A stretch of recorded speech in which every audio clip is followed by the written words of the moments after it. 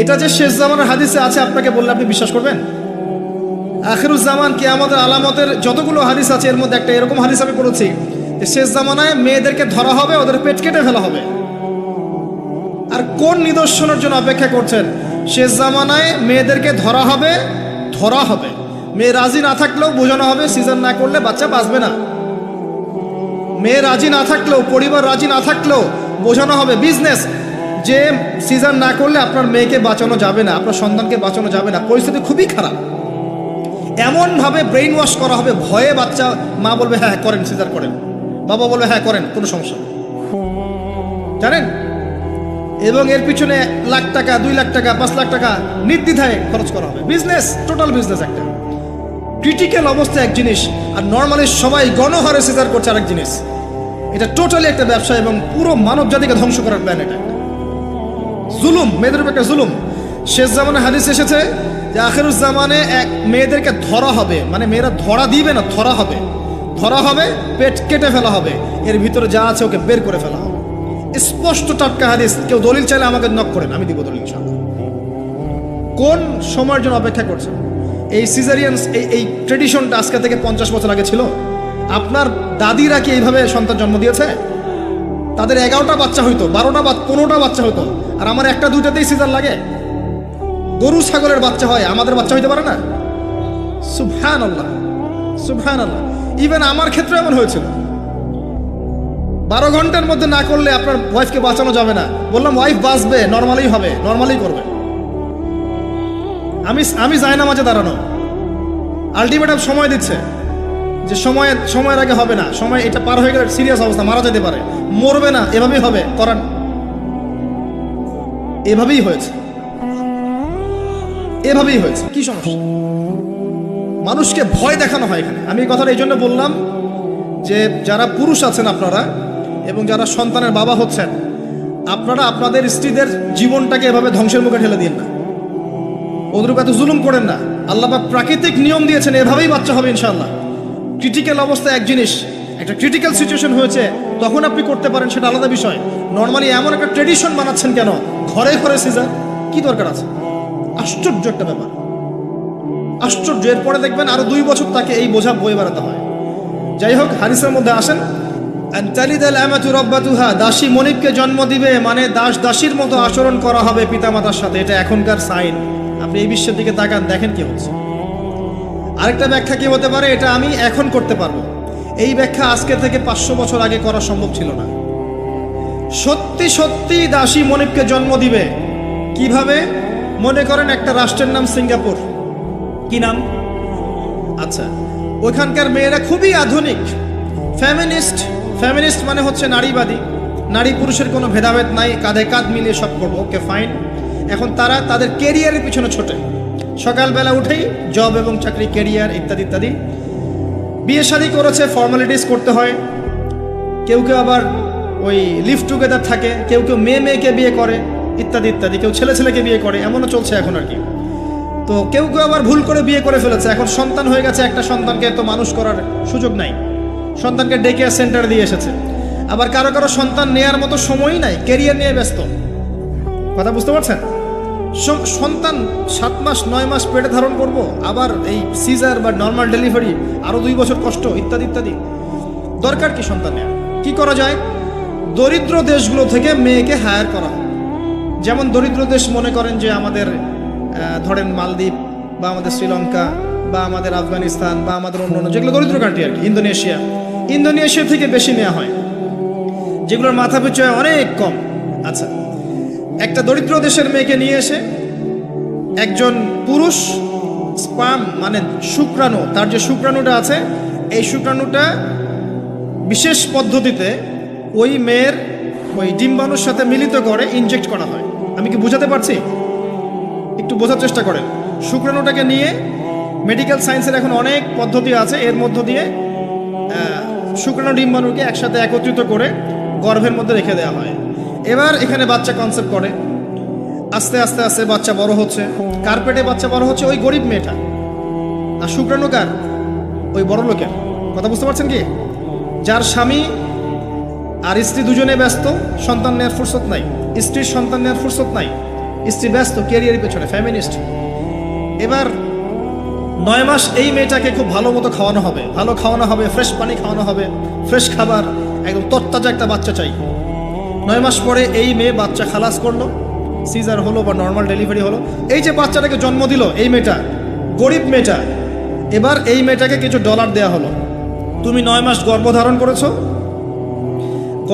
করেছো, তোমাকে পারিশ্রমিক দেওয়া হলো, বাচ্চাটা আমাকে দাও, তুমি বিদায় নাও। এই মেয়ে পারিশ্রমিক নিয়ে চলে আসলো। এখন এই যে বাচ্চাটা জন্ম নিল, এই বাচ্চাটা কার বাচ্চা? দাসীর না মনিবের? কার শুক্রাণু আছে? এই হচ্ছে হাদিসের ব্যাখ্যা। এখন করতে পারবেন আপনি ব্যাখ্যা, আজকে থেকে 500 বছর আগে এই ব্যাখ্যা করতে পারতেন না, কারণ এই ফিতনা 500 বছর আগে ছিল না। এই যে দাসী তার মনিবকে জন্ম দিয়ে চলে গেল। নবী সাল্লাল্লাহু আলাইহি ওয়াসাল্লাম 1400 বছর আগে বলেছেন এমন একটা সময় আসবে দাসী মনিবকে জন্ম দিবে। চিন্তা করেন আর কতটুকু সময় বাকি আছে আপনার হাতে, আপনিই ভাবতে থাকেন। আমি তো বেশি বললে সমস্যা, হজম হয় না কিছু মানুষের। খালি চোখ কান বন্ধ করে খাও দাও ঘুমাও, 5 ওয়াক্ত নামাজ পড়ো, ব্যাস এনাফ। যখন সমস্যা আসবে তখন দেখা যাবে, এমন ভাব মানুষের আর কি। মনে করেন যে চাঁদ এবং পৃথিবী আছে একটা এই যে গ্রহণের মধ্যে। এখন অন্য একটা গ্রহাণু আসছে পৃথিবীর দিকে, ধেয়ে আসছে। অনেক সময় দেখা যায় না খবরে, ধেয়ে আসছে গ্রহাণু, দেখা যায় না? ধরেন ধেয়ে আসছে এবং বিজ্ঞানীরা নিশ্চিতভাবে বললো যে আগামী 10 বছরের মধ্যে এটা লেগে যাবে, আগামী 10 বছরের মধ্যে এটা পৃথিবীতে এসে পড়বে, বা 10 ঘন্টা পর পড়বে, বা 10 মাস পর পড়বে, এমনটা বলে দিল বিজ্ঞানীরা। এখন আপনি কি করবেন? আচ্ছা যখন আসবে তখন দেখা যাবে, এত ব্যস্ত হওয়ার কিছু নাই, ঘুমাও খাও ফুর্তি করো, যেমন দিনকাল যাচ্ছে যাক, কোনো সমস্যা নেই। এখন আরেক দল মানুষ চিন্তা করছে ওই গ্রহাণুটাকে কিভাবে সরিয়ে দেওয়া যায়, সরিয়ে দিয়ে পৃথিবীকে কেমন করে বাঁচানো যায়। কারা বেশি স্মার্ট? ওরা সরানোর চেষ্টা করে না, ওরা বলে যে আমরা সরিয়ে দিব, ওখানে ধ্বংস করবো ইত্যাদি ইত্যাদি। আর কেউ বলছে আচ্ছা আসুক দেখা যাবে, সমস্যা নেই, মরতেই তো হবে একদিন, আসবে, সমস্যা কি। চমৎকার। তো এই যে একটা বুদ্ধিবৃত্তিক পরাজয়, এর ফলশ্রুতিতে আগামীর প্রস্তুতি নিতে পারবে না মানুষ। সাহাবায়ে কেরাম রাদিয়াল্লাহু আনহুম মসজিদে বসে একটা বিষয় নিয়ে কথা বলছেন, নবী সাল্লাল্লাহু আলাইহি ওয়াসাল্লাম পাশ দিয়ে যাচ্ছেন, জিজ্ঞাসা করলেন তোমরা কি নিয়ে কথা বলছো? সাহাবীরা বলছেন আমরা আলামতুস সাআ নিয়ে কথা বলছি ইয়া রাসূলুল্লাহ, আমরা কিয়ামতের আলামত নিয়ে কথা বলছিলাম। সাহাবীরা কথা বলছেন কিয়ামতের আলামত নিয়ে, তাদের কোনো দরকার আছে কথা বলার? তারা তো জান্নাতে যাবেন সার্টিফিকেট প্রাপ্ত, তাদের কোনো দরকার আছে এগুলোর চর্চা করার? তারা চর্চা করছেন, আলামত নিয়ে কথা বলছেন। নবীজি বললেন শোনো, 10টা আলামত না আসা পর্যন্ত কিয়ামত হবে না, এত টেনশন নিও না। 10টা আলামত না আসা পর্যন্ত কিয়ামত হবে না। দাজ্জাল, ঈসা ইবনে মারিয়াম, ইয়াজুজ মাজুজ, আপনার দাব্বাতুল আরদ, আপনার 3টা ভূমিকম্প ইত্যাদি ইত্যাদি, এরকম 10টা আলামত আসবে, তারপর কিয়ামত হবে। তো সাহাবীরা যে বসে বসে কথা বলছেন কিয়ামত নিয়ে, তারা কি বুঝতেন না যে কি করা লাগবে ইসলামের জন্য, কি করা লাগবে না? নাকি আমি বেশি বুঝি? তারা কি জন্য কথা বলছিলেন? কারণ তারা আগামীর প্রস্তুতি যাতে গ্রহণ করতে পারে।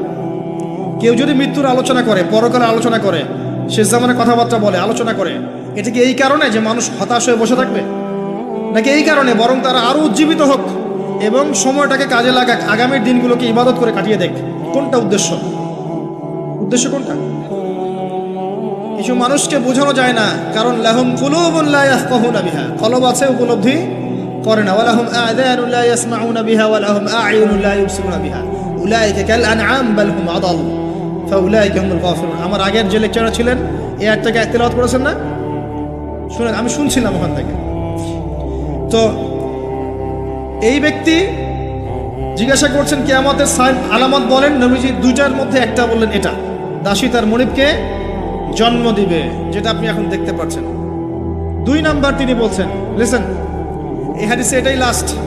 2 নাম্বার তিনি বলছেন ওয়ান তারাল হুফাতাল উরাতাল আলাতা রিয়া আশ-শাই ইয়াতাতাওয়ালুনা ফিল বুনিয়ান। যখন তুমি দেখবে যে সমাজের সবচেয়ে দরিদ্র শ্রেণীর মানুষ, যাদের পায়ে স্যান্ডেল ছিল না এবং গায়ে কোনো জামা ছিল না, পায়ে স্যান্ডেল ছিল না, কত দরিদ্র চিন্তা করেন, গায়ে জামা ছিল না, কত দরিদ্র চিন্তা করেন, এরা ইয়াতাতাওয়ালুনা ফিল বুনিয়ান, উঁচু উঁচু অট্টালিকা নির্মাণের প্রতিযোগিতা করবে, কম্পিটিশন। নির্মাণ করবে এটা বলা হয়নি, কম্পিটিশন করবে, তোমার 10 তো আমার 15, তোমার 15 আমার 20, তোমার 100 আমার 200, কম্পিটিশন করবে। আজকে থেকে 200 বছর আগে পৃথিবীর দিকে তাকান, পৃথিবীর এই প্রত্যেকটা শহর, বড় বড় নগরগুলোতে এত উঁচু উঁচু কনস্ট্রাকটিভ বিল্ডিং ছিল, এই প্রতিযোগিতা ছিল। সুবহানাল্লাহ। আর কোন সাইনের জন্য অপেক্ষা করছেন? এখন আপনাকে বলি, যে ব্যক্তির পায়ে স্যান্ডেল নাই, গায়ে জামা নাই, সে কিভাবে এটা করতে পারে? উত্তর দেন দেখুন, কিভাবে সম্ভব বলেন? কে বলছেন? এক ভাই বলছেন সুদ। এক্স্যাক্টলি রাইট অ্যান্সার, সুদ। আপনি যান, সুদি লোন নেন, বিল্ডিং তোলেন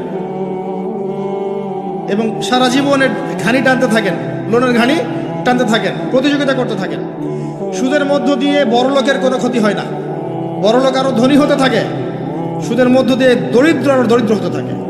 ব্যাংক ওই যাকে লোন দিয়েছে ওর রক্ত চুষবে, আর এ যে লোন নিয়ে বাড়ি করেছে এ ভাড়াটিয়ে রক্ত চুষবে, আর ভাড়াটিয়ে ভাড়া দেওয়ার জন্য দুর্নীতির আশ্রয় নিবে, অসৎ পথে যাবে, সমাজের কাঠামোটা কলাপস করে ফেলবে।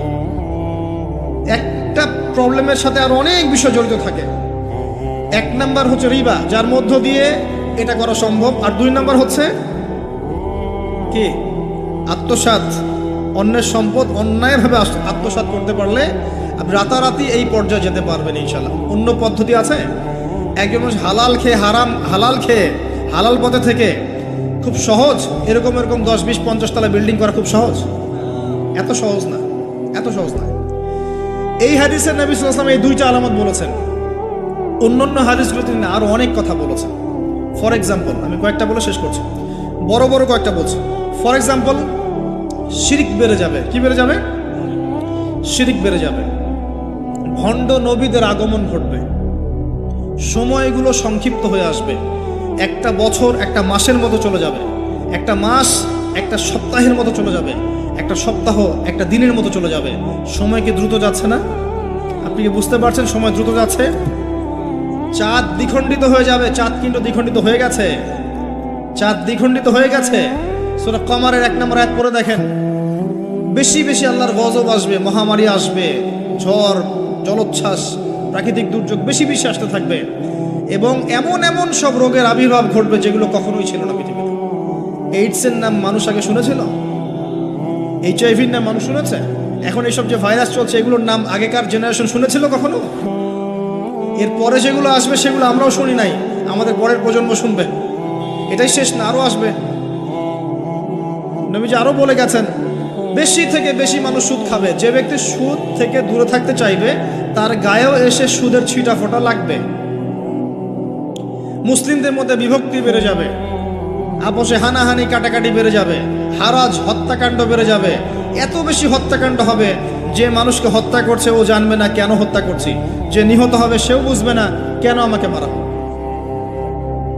প্রথম বিশ্বযুদ্ধের ইতিহাস একটা লেকচারে বলেছি, সেকেন্ড ওয়ার্ল্ড ওয়ারের ইতিহাসটা বলেছিলাম। এগুলো দেখেন সারা বিশ্বে কত মানুষকে মারা হয়েছে বিগত শতাব্দীতে, 100-150 বছর দেখে নিন। হারাজ হত্যাকাণ্ড, প্রচুর হত্যাকাণ্ড। প্রথম ওয়ার্ল্ড ওয়ারেই মিনিমাম 3 থেকে 4 কোটি মানুষকে মারা হয়েছে। দ্বিতীয় ওয়ার্ল্ড ওয়ারে 7 থেকে 8 কোটি মানুষকে মারা হয়েছে। সামনে যেটা আসবে ওখানে দেখবেন পৃথিবীর 1/3 মানুষই শেষ। অপেক্ষা করতে থাকেন। আরো বলেছেন জেনা বাড়বে, জেনা ঘরে ঘরে জেনা থাকে। আরো বাড়বে পরকীয়া, ব্যভিচার, আপনার পারিবারিক কাঠামো ভেঙে যাবে, সমাজের বন্ধন বলে কিছু থাকবে না, ভেঙে যাবে। এটা তিরমিজিতে আছে এই হাদিসটা। মসজিদগুলো হবে চাকচিক্যময়, হেদায়েত শূন্য। শেষ জামার দেখেন মসজিদগুলো এক একটা তাজমহলের মতো, ভিতরে হেদায়েত নাই।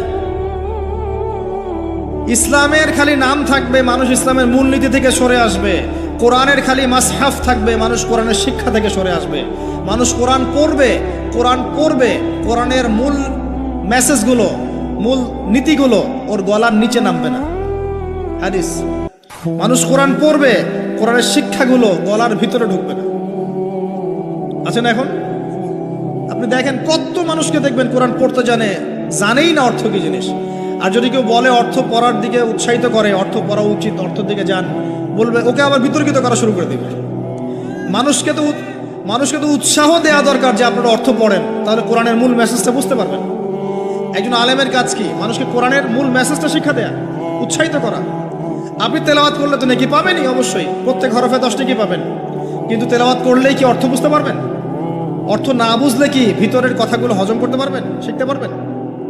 এটা বোঝার জন্য কি লাগে ভাই? সামান্য কমন সেন্স যথেষ্ট। নবীজি বলেছেন জেনা বাড়বে এবং নারীদের সংখ্যা বাড়বে, মেয়েদের সংখ্যা বাড়বে, মেয়েদের সংখ্যা বাড়তে থাকবে। এমন একটা সময় আসবে প্রত্যেক একজন পুরুষের জন্য 40 জন মহিলার দায়িত্ব চলে আসবে। স্ত্রী না ভাই, এত খুশি হওয়ার দরকার নেই, স্ত্রী কথা বলা হয়নি। 40 জন মহিলার দায়িত্ব চলে আসবে। আপনার মা, বোন, খালা, ফুফু সব মিলে দেখবেন 40টা ফ্যামিলি আপনাকে টানতে হচ্ছে, আপনি একজন পুরুষ। আস্তে আস্তে এগুলো বাড়ছে না? বাড়ছে। মহিলারা পুরুষদের পোশাক পরবে আর পুরুষেরা মহিলার পোশাক পরবে, এটা বড় সাইন। আরেকটা সাইন আছে যে মহিলারা এমন পোশাক পরে রাস্তাঘাটে ঘুরবে যেই পোশাক পরেও তারা নগ্ন থাকবে। নিসাউন কাসিয়াতুন আরিয়াহ মুইলাতুন মামিলাত। আখির জামানে এক শ্রেণীর নারী বের হবে যারা পোশাক পরেও নগ্ন থাকবে, অন্যকে আকৃষ্ট করবে, অন্যর দিকে নিজেও আকৃষ্ট হবে। আপনাদের এখানে এই ট্রেডিশন নাই? বলতে থাকলে ভাই রাত শেষ হয়ে যাবে, আমি আলোচনা গুটিয়ে নেওয়ার চেষ্টা করছি। মূল কথা হচ্ছে ভাই যে আলামাতুস সাআ নিয়ে কথা বললে অনেক কথা বলা যায়। মূল বিষয়টা হচ্ছে আমাদের ইসলামের বেজ, ইসলামের পিলার। মূল বিষয় হচ্ছে ঈমান, মূল বিষয় হচ্ছে ইহসান এবং আগামীর বিশ্ব সম্পর্কে সচেতনতা। যখন আমি দেখছি যে একটার পর একটা আলামত আসতেই আছে এবং যেতেই আছে, এবং এই বিশ্ব যা দেখছে আগামী বিগত বিশ্বটা দেখে নাই, তখন আমাদের উচিত প্রথমত সতর্ক হওয়া। প্রথম কাজ কি করা উচিত? সতর্ক হওয়া উচিত। তারপর তওবা করা উচিত, খালেস তওবা করে ফিরে আসা উচিত। যারা নামাজ পড়ি না নামাজ ধরা উচিত, যারা নামাজ পড়ি জামাতে নামাজ পড়া উচিত। আমাদের উচিত হালাল রিজিক অন্বেষণ করা, আমাদের উচিত জ্ঞান অর্জন করা, পড়াশোনা করা, কোরআন হাদিস পড়াশোনা করা, গবেষণা করা, স্টাডি করা এবং সন্তানদেরকে এগুলো শেখানো। আমাদের উচিত মানব সেবায় কাজ করা, উচিত আদর্শ পরিবার গঠন করার চেষ্টা করা, যুব সমাজকে দিনের ভালো ভালো কথাগুলো বলা, ওদেরকে হারাম পথ থেকে ফিরিয়ে আনার চেষ্টা করা, মা বোনদেরকে পর্দা রাখার চেষ্টা করা এবং আমাদের কাছে যতটুকু সামর্থ্য আছে আমাদের জানমাল, সময়, শ্রম, কথা, আমাদের কলম ইত্যাদি এগুলোকে দিয়ে দিন ইসলামের খেদমত করার চেষ্টা করা, যাতে আগামী দিনে যে বিশ্বটা আসবে ওই বিশ্বে আমাদের সন্তানরা ইসলাম নিয়ে বাঁচতে পারে। এটাই তো হওয়া উচিত। এর চেয়ে বেশি আমাদের কি করার আছে? আল্লাহ পাক আমাদের সবাইকে ইসলামের এই কাজগুলোকে করার তৌফিক দান করুন এবং আখিরুজ জামান সম্পর্কে সচেতন থাকার তৌফিক দান করুন। এবার এই ব্যক্তি চলে যাচ্ছেন, শেষ করে। কোন ব্যক্তি ভাই? সাদা ব্যক্তি, হ্যাঁ। এই ব্যক্তি চলে যাচ্ছেন আর উমর রাদিয়াল্লাহু আনহু পাশে বসে আছেন। তিনি বলছেন ফালাবিস্তু মালিয়ান, আমি চুপচাপ বসে থাকলাম। এই ব্যক্তি উঠে চলে গেল। সাহাবায়ে কেরাম বসে থাকলাম চুপচাপ, যেন গাধের মধ্যে পাখি বসে আছে। এবার নবী সাল্লাল্লাহু আলাইহি ওয়াসাল্লাম কিছুক্ষণ চুপচাপ বসে থাকলেন মাথা নিচু করে। এবার তিনি বললেন, ইয়া ওমর, হে ওমর, আতাদরি মানে সাইল, তুমি কি জানো এই যে ব্যক্তি প্রশ্ন করতে এসেছিল, এই ব্যক্তি কে ছিল? ওমর, তুমি কি জানো? ওমর ইবনে খাত্তাব বলছেন, আল্লাহু ওয়া রাসূলুহু আলাম, আল্লাহ এবং তার রাসূল ভালো জানেন কে ছিল, আমি তো জানি না। তখন নবী সাল্লাল্লাহু আলাইহি ওয়াসাল্লাম বলছেন, ইন্নাহু জিবরিল, এই ব্যক্তি ছিল জিবরাইল আলাইহিস সালাম। সুবহানাল্লাহ। আতাকুম ইউআল্লিমুকুম দীনাকুম, তিনি এসেছিলেন তোমাদেরকে তোমাদের দ্বীন ইসলাম শেখাতে। কি জন্য এসেছিলেন? প্রশ্নোত্তরের মাধ্যমে তোমাদেরকে তোমাদের দ্বীন ইসলাম শেখাতে এসেছেন। জিবরাইল আলাইহিস সালাম মাটিতে এসেছেন মানুষের রূপ ধরে। পৃথিবীতে ইতিহাসে একবারই তিনি জনসমক্ষে এসেছেন, সবার সামনে মানুষের রূপ ধরে। অন্য সময় জনসমক্ষে আসেন নাই। নবী সাল্লাল্লাহু আলাইহি ওয়াসাল্লামের কাছে একা একা এসেছেন, কিন্তু সবার সামনে পাবলিকলি একবার এসেছেন। এই হাদিসটার নাম হাদিসে জিবরিল। মিশকাতে আছে, সহিহ মুসলিমের মধ্যেও আছে, 2 নম্বর এবং 9 নম্বর হাদিস, দেখে নিয়েন। তোমাদেরকে তোমাদের দ্বীন শেখাতে এসেছেন। তাহলে দ্বীনের মধ্যে মূল বিষয়গুলো কি? 1 নম্বর ইসলামের পিলার কি কি, 2 নম্বর ঈমানের পিলারগুলো কি কি, 3 নম্বর ইহসান কি জিনিস, এবং 4 নম্বর শেষ জামানা সম্পর্কে সচেতনতা। এগুলো কি ইসলামের অংশ না? তোমাদেরকে তোমাদের দ্বীন শেখাতে এসেছেন। 4টা প্রশ্নকে আপনি যদি পার্সেন্টেজ করেন, এক একটা প্রশ্ন হচ্ছে 25% করে, তাই না? 100%-এর 25% করে। তার মানে শেষ জামানা সম্পর্কে সচেতন থাকাটা আপনার দ্বীনের মধ্যে 25%। আল্লাহ পাক আমাদেরকে সচেতন হওয়ার তৌফিক দান করুন। আমরা দোয়া করি আল্লাহ পাক আমাদের সবাইকে দিনের সঠিক জ্ঞান অর্জন করার তৌফিক দান করুন, ইসলামের মূল বিষয়গুলোকে মেনে চলার তৌফিক দান করুন, ইসলামের দাওয়াত মানুষের কাছে পৌঁছানোর তৌফিক দান করুন। আল্লাহ পাক আমাদেরকে পরিপূর্ণ মুমিন বানিয়ে দেখ, ইমানদার বানিয়ে দেখ। আল্লাহ পাক আমাদেরকে ইহসান দান করুন, যেন আমরা প্রত্যেকটা মুহূর্তে সচেতন থাকতে পারি আল্লাহ আমাকে দেখছেন। আল্লাহ পাক শেষ জামানার এই ফিতনাময় পরিবেশে ঈমান আমল নিয়ে চলার জন্যে আমাদেরকে জ্ঞান, আমাদেরকে আমল, আদর্শ পরিবার, হালাল রিজিক এবং তাসকি আত্মশুদ্ধি আল্লাহ পাক আমাদেরকে দান করুন। আমিন। আকুলু কাওলি হাযা আস্তাগফিরুল্লাহ লি ওয়া লাকুম ওয়া লিসাইল মুসলিমিন। বারাকাল্লাহু লানা ওয়া লাকুম বিল আয়াতিল হাকীম ইন্নাহু তাআলা জাওয়াদুন কারীম বাররুর গফুর রহিম। সবাই দোয়া পড়ি আমরা, বলেন সুবহানাকা আল্লাহুম্মা ওয়া বিহামদিকা আশহাদু আল লা ইলাহা ইল্লা আনতা আস্তাগফিরুকা ওয়া আতুবু ইলাইক। আসসালামু আলাইকুম ওয়া রাহমাতুল্লাহি ওয়া বারাকাতুহু।